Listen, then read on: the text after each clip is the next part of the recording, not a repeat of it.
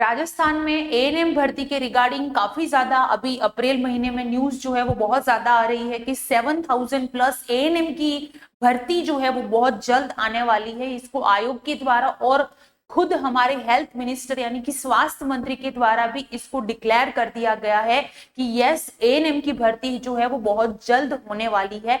तो अगर आप भी एएनएम के स्टूडेंट हैं और वेट कर रहे हैं कि नोटिफिकेशन आने के बाद में अपनी तैयारी स्टार्ट करेंगे, तो ये वीडियो आपके लिए बहुत ज्यादा यूजफुल रहने वाला है। इस वीडियो को एंड तक देखिएगा ताकि आपको कंप्लीट इंफॉर्मेशन यहाँ पे मिलने वाली है regarding this exam. So hello दोस्तों, स्वागत करती हूँ मैं आप सभी का किरोश एकेडमी के इस YouTube प्लेटफॉर्म पे। तो यहाँ पे हम लोग यही बात करने वाले हैं कि जो 7,000 एएनएम की भर्ती राजस्थान के अंदर आने वाली है उसमें क्या एलिजिबिलिटी क्राइटेरिया रहेगा, कैसे आप अपने आप को प्रिपेयर कर सकते हैं, कब तक इसका एग्जाम होगा और आप बिना नोटिफिकेशन के आपको कैसे तैयारी करनी चाहिए, सारी इंफॉर्मेशन आपको इस वीडियो में मिलने वाली है।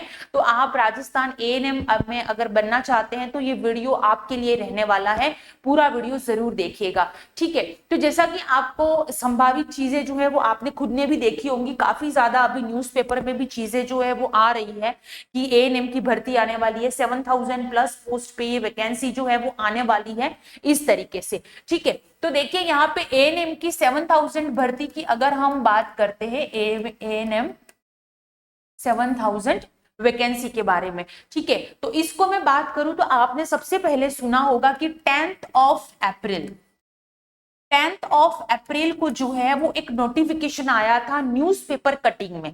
कहां पे आया था? न्यूज़पेपर अखबार में एक कटिंग आई थी कि भाई एएनएम की वैकेंसी जो है वो आने वाली है, 7,000 वैकेंसी आने वाली है, ठीक है। अब यहाँ पे राजस्थान में ऐसा होता है कि हर एक चीज एक प्रोसेस से होती है, एक नियमों के आधार पर होती है, थोड़ा सा स्लो पैटर्न चलता है, लेकिन इसका एग्जाम जरूर होगा, ये उन्होंने डिक्लेयर कर दिया। उसके बाद में क्या होगा कि भाई बात आई कि अब इसको संविदा पे लेना है यानी कि डायरेक्ट भर्ती लेना है या फिर एग्जाम करवाना है, करवाना क्या है। तो 13 अप्रैल को एक दूसरी न्यूज हमारे सामने आती है, 13th ऑफ अप्रैल को एक दूसरी इंफॉर्मेशन आती है जिसमें ये बताया जाता है कि यस, इसका जो एग्जाम होगा वो कैसा होगा, यानी कि इसको सीधी भर्ती नहीं लेंगे हम, इसका एग्जाम करवाया जाएगा, एग्जाम बेस्ड होगा, ठीक है। तो ये बहुत अच्छी गुड न्यूज है हमारे लिए कि एग्जाम होना एक बहुत अच्छी बात है। डायरेक्ट भर्ती डायरेक्ट ले लेते हैं, उसमें पढ़ने वाले बच्चे जो रहते हैं वो हमेशा रह जाते हैं,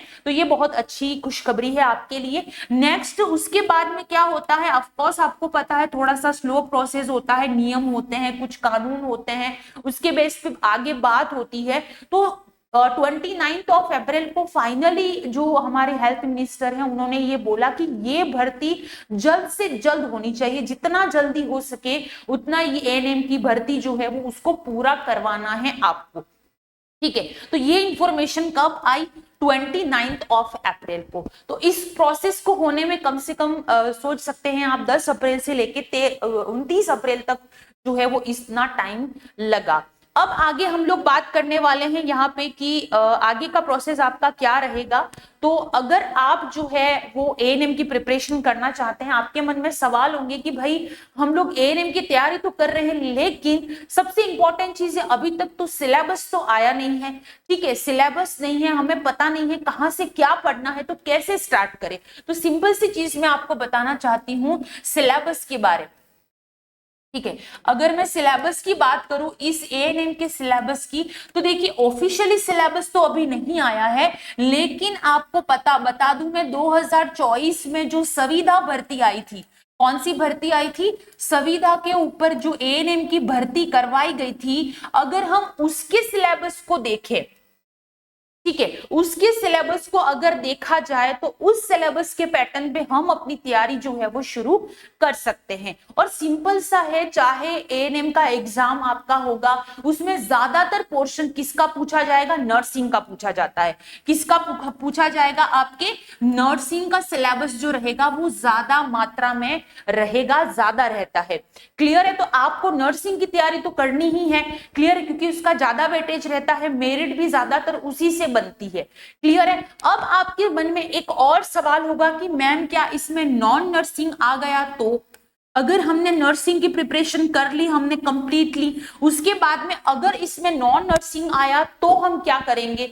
तो टेंशन नहीं लेना है। देखिए ज्यादातर पोर्शन जो रहेगा वो आपके नर्सिंग का रहेगा, कोर पोर्शन रहेगा। कैसा पोर्शन रहेगा? कोर पोर्शन रहेगा, नर्सिंग का रहेगा। और उसके बाद में नॉन नर्सिंग का भी अगर रहता है तो ज्यादा बड़ा एरिया नहीं रहेगा। मेरिट आपकी डिसाइड जो होगी, ज्यादा मार्क्स, ज्यादा स्कोरिंग जो होगा वो आपके नर्सिंग का होगा।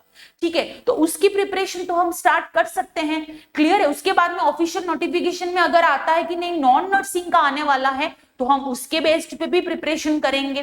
क्लियर है? अब हम बात करते हैं कि पिछली बार जो वैकेंसी आई हुई थी आपके, अगर मैं बात करूं एएनएम की, ठीक है ना, एएनएम की संविदा भर्ती, सॉरी 2024 में नहीं था, ये 2025 है।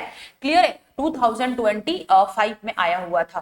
ठीक है, नोटिफिकेशन आते आते और राजस्थान में काफी टाइम कंज्यूमिंग होता है जस्ट बिकॉज। तो देखिए 2025 की भर्ती, तो वही 2025 की भर्ती की अगर मैं बात करती हूं तो इस जो वैकेंसी ये जो आई हुई थी आपकी 2025 की भर्ती, ठीक है, इस भर्ती के अकॉर्डिंग अगर मैं बात करूं आपके सामने, तो इस भर्ती में जो था आपके नॉर्मली जो एग्जाम का पैटर्न जो था थोड़ा सा कंसेप्चुअल था। देखिए पहले जो एग्जाम होते थे प्रीवियस में, एएनएम के एग्जाम वगैरह होते थे, वो काफी बोल सकते हो कि आप काफी लो लेवल के होते थे। लेकिन अब धीरे धीरे कंपटीशन लेवल जो है वो आपका इंक्रीज हो चुका है। पहले वाला कंपटीशन लेवल नहीं है, अब कंपटीशन लेवल कैसा हो चुका है? इंक्रीज, बढ़ा हुआ कंपटीशन आपको मिलेगा। इसीलिए अगर आप वेट कर रहे हैं कि हाँ जी वैकेंसी आएगी उसके बाद मैं अपने आप को प्रिपेयर करूंगी तो चल जाएगा, क्या हो जाएगा, तो देखिए अगर आप लेट होते हैं अपनी प्रिपरेशन में या फिर नोटिफिकेशन आने के बाद में स्टार्ट करते हैं, तो सोचिए आप कितने बच्चों से पीछे हैं जिन्होंने ऑलरेडी अपनी तैयारी शुरू कर दी है। उनसे तो आप पीछे ही हो जाओगे जब आप नोटिफिकेशन आने के बाद में अगर प्रिपरेशन करोगे तो। क्लियर है? इसीलिए मैं बोल रही हूं कि आप कम से कम नर्सिंग का पोर्शन जो है उसको आप पढ़ना शुरू कर दीजिए, क्योंकि कंपटीशन लेवल अब जो रहता है वो हमेशा पिछले पहले जो भर्तियां होती थी उससे ज्यादा लेवल इस बार जो है वो, अब जो लेवल है वो आपके क्या है, आपको जो है वो बढ़ा हुआ ही मिलेगा। अब बात करते हैं कि मैम तैयारी कैसे करें, तो सिंपल सी चीज मैं आपको बताना चाहती हूं कि तैयारी, हाउ टू प्रिपेयर, सिंपल सा क्राइटेरिया रखे अपनी लाइफ में, याद रखिएगा स्मार्ट स्टडी बहुत ज्यादा जरूरी है। अगर आप किसी भी एग्जाम की प्रिपरेशन करते हैं तो स्मार्ट स्टडी करना कैसे? सबसे पहले तो आपके नर्सिंग के जो कोर सब्जेक्ट्स होते हैं उनकी आपको थ्योरी प्रिपेयर करनी है। थ्योरी आप प्रिपेयर कर लोगे, उसके बाद में आपको ज्यादा से ज्यादा क्या करने हैं? एमसीक्यू प्रैक्टिस करने हैं। क्या करने हैं? एमसीक्यू प्रैक्टिस करेंगे आप। तीसरी चीज जो सबसे ज्यादा जरूरी है विच इज टेस्ट सीरीज। ठीक है, तो आपको थ्योरी भी करनी है, एमसीक्यू प्रैक्टिस भी करना है, टेस्ट सीरीज भी करना है, ये तीनों करना है। अब आप सोच रहे होंगे कि मैम पढ़ाई कहां से करें, तो बहुत ही सिंपल है, बहुत ही इजी लैंग्वेज में आपको जैसा समझ में आता है एएनएम के सिलेबस के अकॉर्डिंग जो है वो कंप्लीटली आपके पढ़ाई के हिसाब से ही टोटल चीजें अवेलेबल है। कहां पे? किरोशा एकेडमी के ऐप पे। कहां पे अवेलेबल है? किरोशा एकेडमी का ऐप जो है वो आपको डाउनलोड कर देना है। इस के अंदर आपको क्या क्या चीजें मिलेंगी मैं बता देती हूं। आपको टोटल कंप्लीट थ्योरी मिलेगा आपको, प्लस आपको more and more MCQ practice करने का मौका मिलेगा।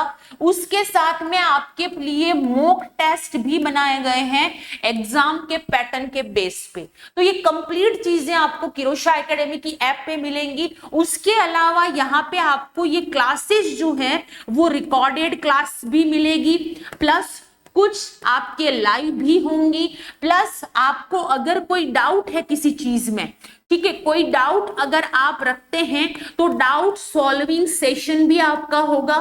ठीक है, डाउट सॉल्विंग सेशन भी आपका होगा। आप अपने डाउट्स अपने टीचर्स को बता सकते हैं, आप बता सकते हैं उनको कि मुझे ये प्रॉब्लम है, मुझे ऐसे पढ़ना है।